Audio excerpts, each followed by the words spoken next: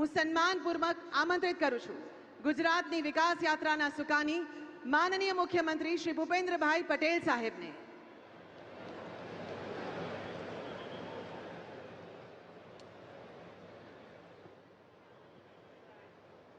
समुद्र से समृद्धि कार्यक्रम अंतर्गत भावनगर खाते विविध विकास कामोना लोकार्पण और खातमुहूर्त प्रसंगे अपनी सौनी साथे मंच पर उपस्थित नवा भारतना स्वप्नद्रष्टा जेमणे पहला गुजरात ने नवी दिशा आपी अने हवे जेओ भारत ने समृद्धि और संपन्नतानी नवी स्थिति तरफ लई जई रह्या छे एवा विश्व नेता और यशस्वी वडाप्रधान श्री नरेंद्र भाई मोदी साहेब, केंद्रीय मंत्री श्री CR पाटिल जी, श्री सर्बानंद सोनोवाल जी, डॉक्टर मनसुख भाई मांडविया जी, केंद्रीय राज्य मंत्री श्री शांतनु जी ठाकुर जी, श्रीमती नीमूबेन बाबणिया, मारा साथी मंत्री श्री कनुभाई देसाई, ऋषिकेश भाई पटेल, राघवजी भाई पटेल, कुंवरजी भाई बावड़िया, श्रीमती भानुबेन बाबरिया, श्री परसोत्तम भाई सोलंकी, मारा सौ साथी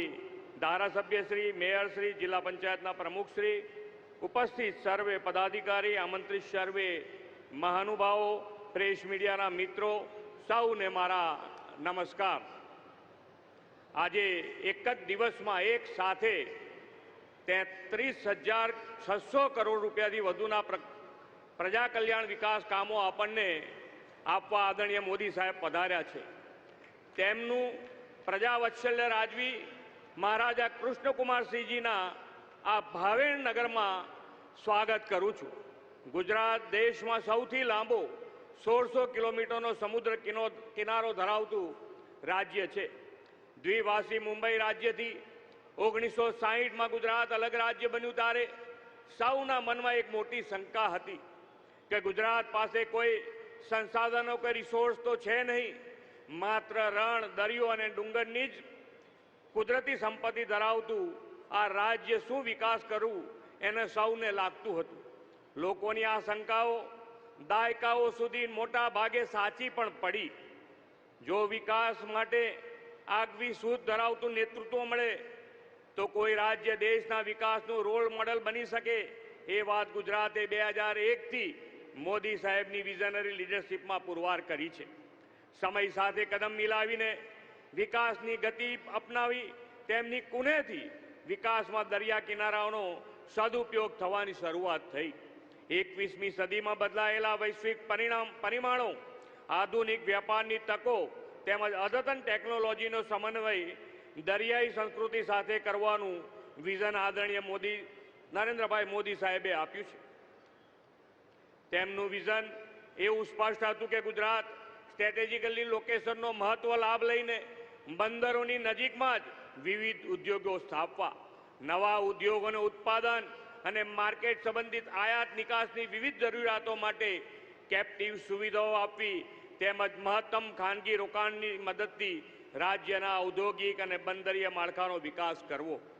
आ बधा सफल प्रयासोथी राज्यनी बंदरीय तकोनी सदुपयोग थयो अने पोर्टलेट डेवलपमेंटनी दिशा खुली। आ पोर्टलेट डेवलपमेंटना पायामां मोदी साहेबे आपेली अभिनव port policy, captive policy, ship building policy जेवी महत्वनी पॉलिसीज रहेली छे। आना परिणामे आज गुजरात देशना लगभग 39% कार्गोनुं हेन्डलिंग करे छे।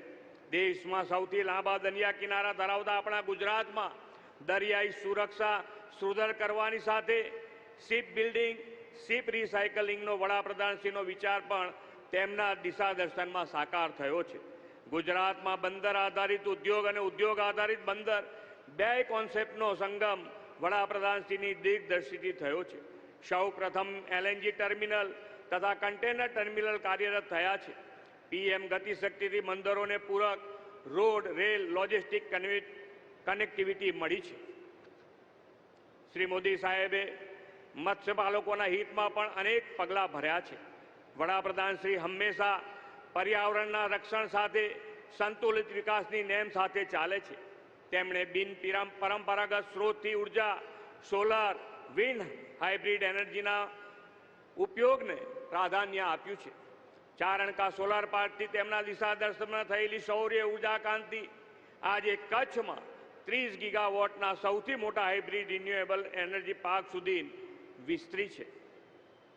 દેશની કુલ રિન્યુએબલ એનર્જીના 60%થી વધુ એટલે કે 39.27 ગીગાવોટ એનર્જી એકલું ગુજરાત આપે છે.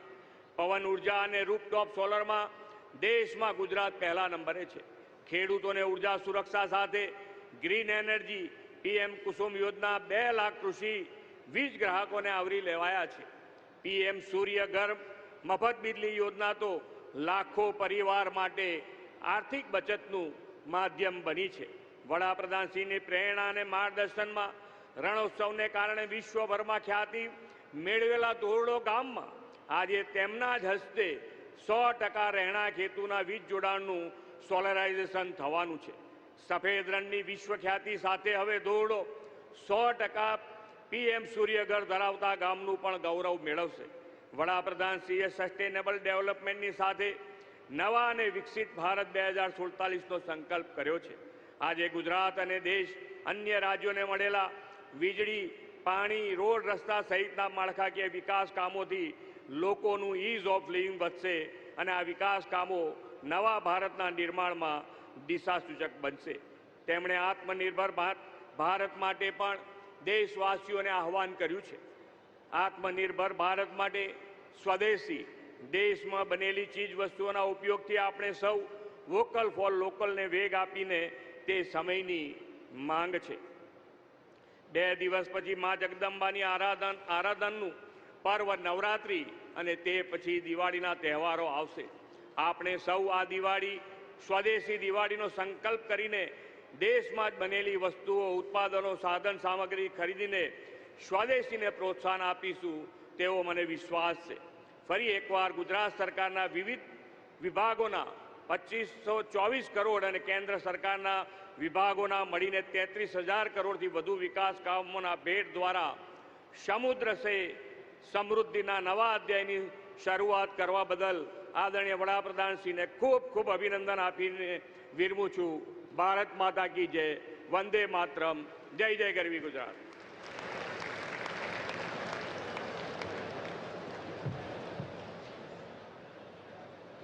ખૂબ તાળીઓ સાથે આભાર વ્યક્ત કરીએ માનનીય મુખ્યમંત્રી શ્રીના માર્ગદર્શક શબ્દો માટે અને ગુજરાતની પ્રગતિ અને સમૃદ્ધિ આપવા બદલ પણ આપણે તેમનો આભાર व्यक्त કરીએ.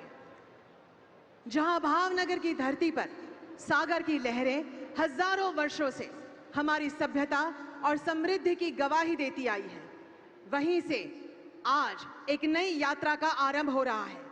यह शहर जिसने जहाज रानी और व्यापार के इतिहास को स्वर्ण अक्षरों में लिखा है, आज फिर से भारत के समुद्री भविष्य का ध्वजवाहक बनने जा रहा है.